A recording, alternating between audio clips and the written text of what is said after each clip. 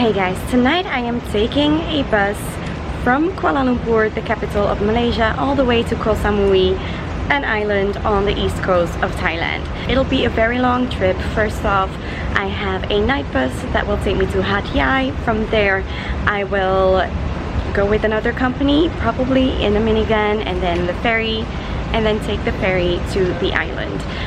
So let's see how everything goes. From the past videos in the Asia series, we now know that transportation is not always what we assume it will be.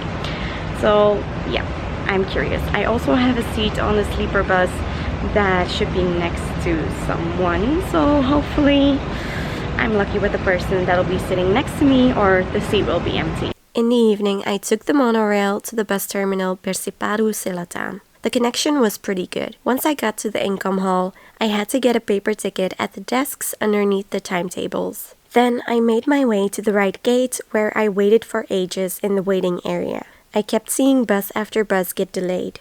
But finally, the bus arrived and it was time to say goodbye to Malaysia. Good morning guys. We are close to the Thai border right now. And for some reason the driver has taken our passports and given them to this office here. We left over an hour too late, which means that I will probably miss my connection in Hat Yai. Let's not worry about it too much yet, but it doesn't look good. So yeah, I might lose my money for the bus to Koh Samui. Maybe I can take a train to Suratani today, so that at least I'm closer and I can take the ferry tomorrow. But yeah, we'll cross that bridge when we get to it.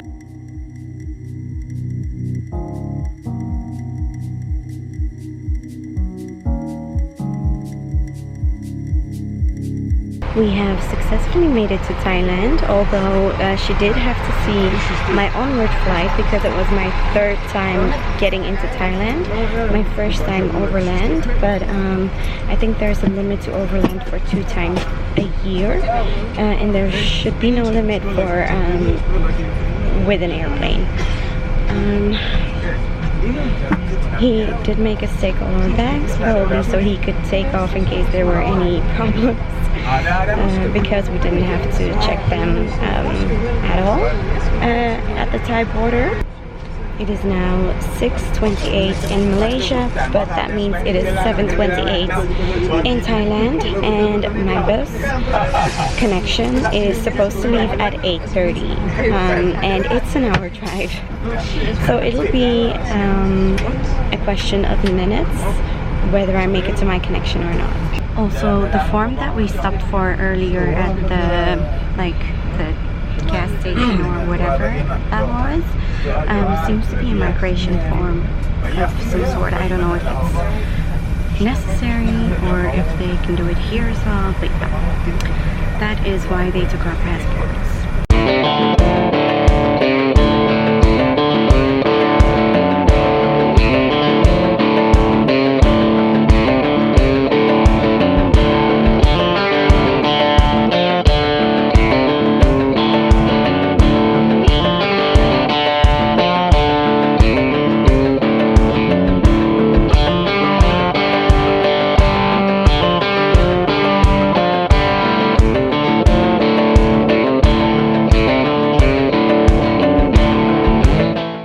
Out that I miscalculated with the time difference, and instead, so it was 6:30 in Thailand, so I still had a lot more time than I thought, and we arrived here in Hat Yai at 8, which meant that I quickly ordered a Grab and came straight to the bus terminal because the bus dropped us off at the train station.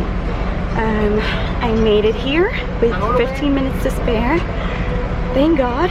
So it looks like I might be able to make it to Koh Samui today.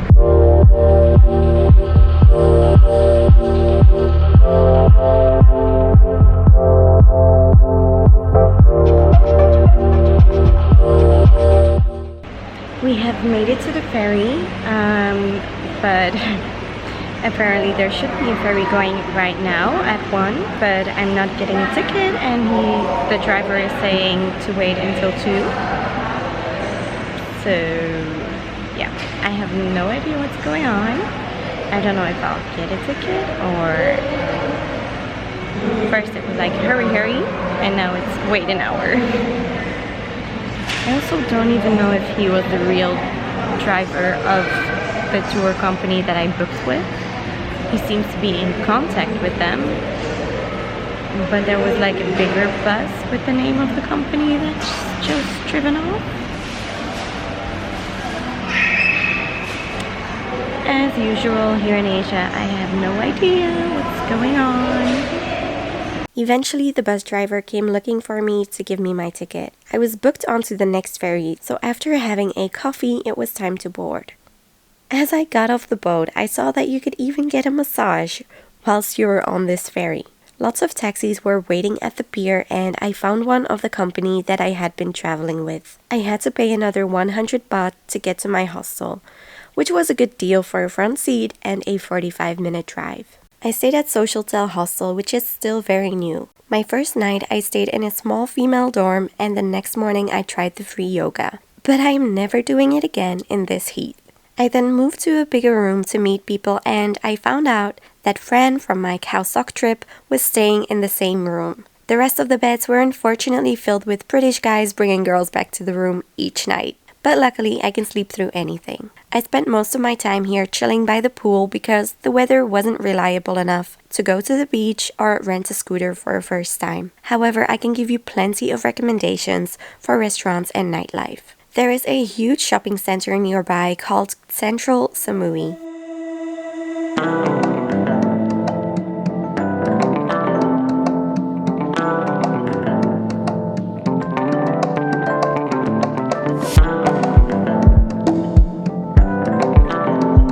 Here I got my cheap breakfast every day and had lunch at the coffee club a few times. I had a lovely dinner at Ploy Seafood, and I was recommended Greenbird that was hidden in this market. The food here was also really great. One of everyone's favorites is the Falafel Factory, only a stone throw away from the hostel, and so great. The Bagel Samui has great food, but they forgot our order. And I had an incredible fresh pizza at Marzano Pizzeria, which was located on the beach. A highlight for me, anywhere in Thailand, is the night markets. The Chaweng night market had an amazing assortment of fresh street food.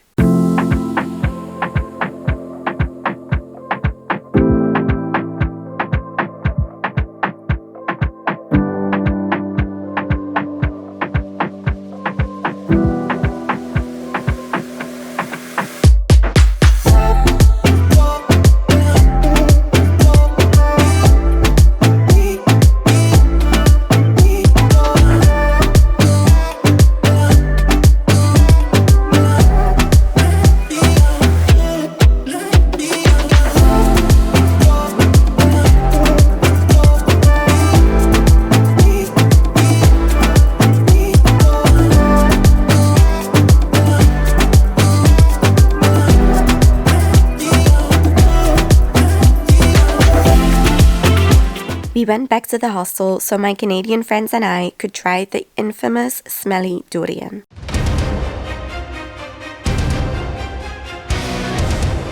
Why is one up from here? Oh, it smells like piss.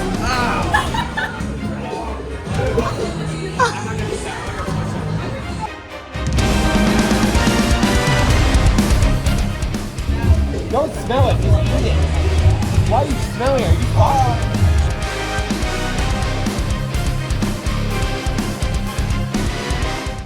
Safe to say, I would not recommend. They almost threw us out of the hostel for the smell and having outside food. In the evening, the hostel had activities, but their hidden bar was dead. We played some games and then were off to the bars around the corner. Henry Africa's bar was cool, but our favorite one was definitely Hush. That is it for this video, guys. I hope you liked it.